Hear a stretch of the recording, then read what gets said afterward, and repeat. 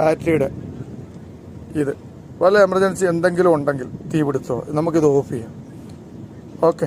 അതുപോലെ oil change ചെയ്യുമ്പോഴും നമുക്കിത് ഓഫ് ചെയ്തിട്ട് ഓയിൽ ചേഞ്ച് ചെയ്താൽ പിന്നെ റെഡി ആയിട്ടുള്ള ഫങ്ഷൻ നടക്കും. അപ്പോൾ അങ്ങനെയൊക്കെയുള്ള കാര്യങ്ങൾ ഇത് നമുക്ക് എമർജൻസി വേണ്ടി ബാറ്ററി ഓഫ് ചെയ്യാൻ വേണ്ടി ഉള്ള സ്വിച്ചാണിത്, മറന്നു പോകരുത്.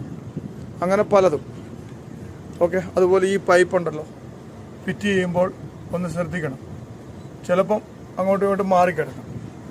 അപ്പോൾ നമ്മൾ ഫിറ്റ് ചെയ്യുമ്പോൾ ഒരു വശം ഫിറ്റ് ചെയ്തിട്ട് വണ്ടി എടുക്കാൻ പറ്റുന്നില്ല എങ്കിൽ മനസ്സിലായിക്കോണം ബാക്കിലെ ട്രെയിലറിൻ്റെ ബ്രേക്ക് ജാമാണെന്ന്.